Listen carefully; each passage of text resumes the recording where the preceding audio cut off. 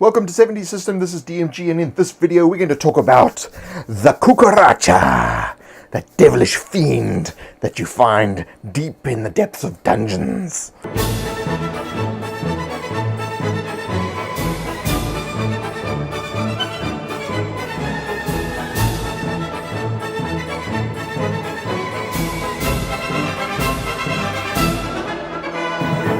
When the dark dragons of an age past needed drones to clean their piles of hoarded wealth, they used the power of the aether life force to transform the humble cockroach into a diabolic monstrosity.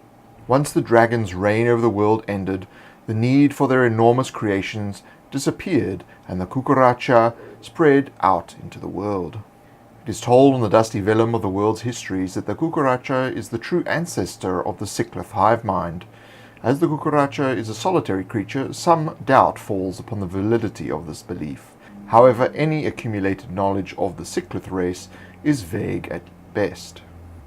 Cucaracha are the scavengers of the underbuilds, the dungeons, mountain fortresses, and cavernous worlds spread throughout the continents. They scour the dark depths, eating whatever material they can digest, preying on the weak, the sick, and the badly injured. Novice bards often add La Cucaracha to their repertoire of merriment songs. It is a simple ditty that most common folk enjoy rhythmically singing along to in taverns. However, the subject matter of this well-known poem is quite grim. It tells of a group of adventurers that fall prey to the Cucaracha one by one in the repeating quatrains. The rhyming couplets disguise a gruesome truth that those poor souls were in fact devoured by an enemy that was impossible to kill. Cucaracha are larger in size than most humanoids, however they are quite short in height. As insects, they have segmented bodies, head, thorax, and abdomen, their long antennae giving them an extraordinary ability to sense approaching prey. Some described it as a heightened sense of smell. Their eyesight is not so good in the dark, and it is considered to be normal. In spite of this, they are able to find their way around the dark using smell and taste. Their exoskeletons are extremely hard natural carapace. From the thorax spread 6 spiny legs and 4 frail wings. Their mouths are a jumble of vicious mandibles that make short work of anything the Cucaracha wishes to eat. They are highly resistant to cold, heat, disease, and any form of poison. They are also capable of holding their breaths for a considerable time. While they do not have any ability to regenerate or heal rapidly, their hardiness makes them very difficult foes. The Cucaracha in the modern world have historically been located in more dilapidated ruins and ancient caves. Some effort was made to use the Cucaracha after the Age of Undead to feed on the idle hordes of the necromancy. This attempt failed as Cucaracha are solitary by nature and tend to avoid others of their kind, a stark contrast to their original ancestors. It is unknown how many Cucarachas still exist in the world, but their legacy is still strong in the minds of the common people.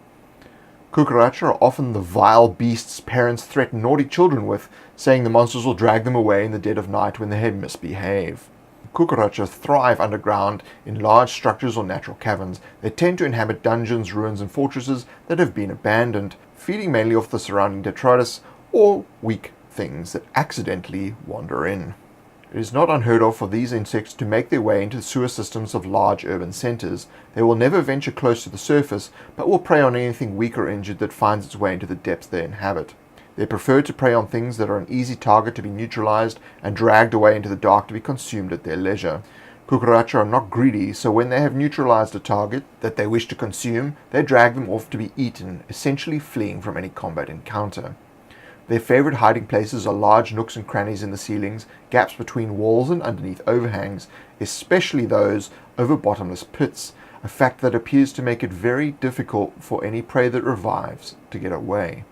Cucaracha are solitary by nature and only tend to engage with each other during their mating rituals. The bizarre dances have rarely been witnessed, but involve some sort of fascination of the female by the male. She then deposits her eggs in a pit. He fertilizes them, covers them up, and they both depart, neither returning to the makeshift nest. Young Cucaracha are almost indistinguishable from ordinary cockroaches, except that they grow very, very quickly. The first to hatch generally devour all their kin, and the magical nature of their existence ensures that the sustenance they receive by cannibalizing their siblings aids in their extreme growth and final size. From hatching to fully grown is a process that takes as little as a month to complete. When Cucaracha are in the vicinity of others, they tend to ignore one another unless food is scarce. Then they may attack each other over a meal. However, because they eat practically anything, this is rare. When encountering Cucaracha, it is almost certain that they are aware of your presence. Their primary aim is to determine the weakest member of the party, which they can do by following scent. They will wait until the moment is most favorable for them and then attack. Their simple goal is to neutralize the target and drag them off to eat them in a favorable location. They will withdraw from combat in a similar way to fleeing, dragging the unlucky soul with them.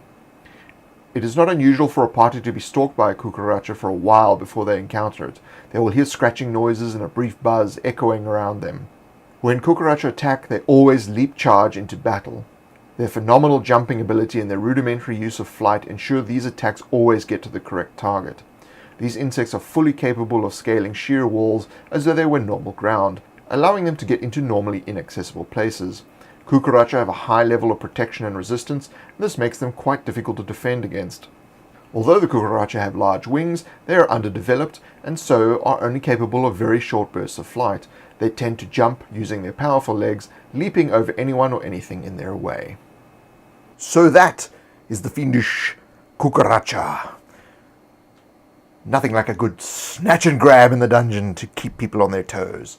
If you like this video, click the like button. And please subscribe to this channel for future videos and future monsters. There's a new one every single week. And in the next video, we're going to be talking about... What are we going to be talking about? In the next one, we're going to be talking about the tunnel worm. Until then, if you'd like to support these videos, please check out patreon.com/70system. And you'll find me also on Facebook and Twitter. Thank you for joining me, and I'll see you in the next video.